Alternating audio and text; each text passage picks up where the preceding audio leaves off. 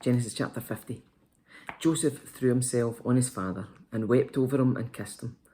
Then Joseph told the physicians who served him to embalm his father's body, so Jacob was embalmed.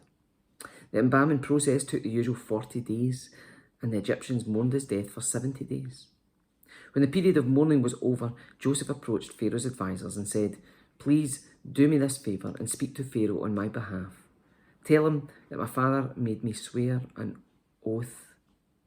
He said to me, 'Listen, I'm about to die. Take my body back to the land of Canaan and bury me in the tomb I prepared for myself. So please allow me to go and bury my father. After his burial, I will return without delay.' Pharaoh agreed to Joseph's request. 'Go and bury your father as he made you promise,' he said. So Joseph went up to bury his father. He was accompanied by all of Pharaoh's officials, all the senior members of Pharaoh's household, all the senior officers of Egypt. Joseph also took his entire household and his brothers and their households, but they left their little children and flocks and herds in the land of Goshen. A great number of chariots and charioteers accompanied Joseph.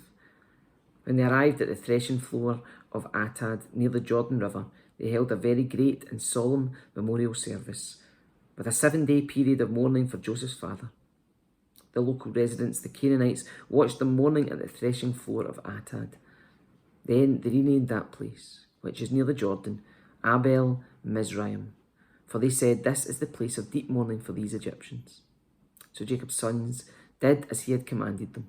They carried his body to the land of Canaan and buried him in the cave in the field of Machpelah near Mamre.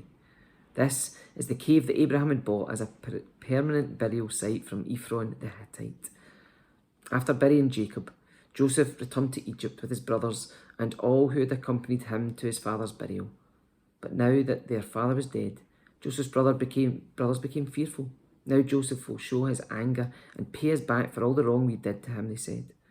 So they sent this message to Joseph.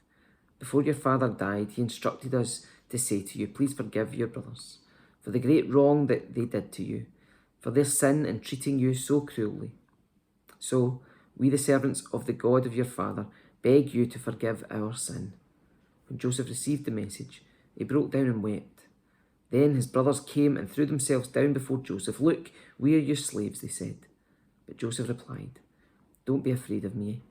Am I God that I can punish you? You intended to harm me, but God intended it all for good. He brought me to this position so I could save the lives of many people. No, don't be afraid.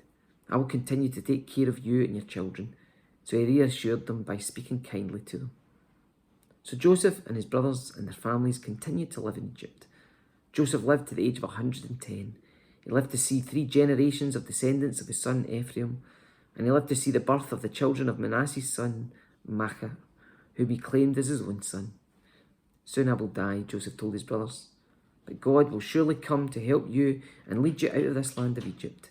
He will bring you back to the land he solemnly promised to give to Abraham, to Isaac, and to Jacob." Then Joseph made the sons of Israel swear an oath, and he said, "When God comes to help you and lead you back, you must take my bones with you." So Joseph died at the age of 110. The Egyptians embalmed him, and his body was placed in a coffin in Egypt.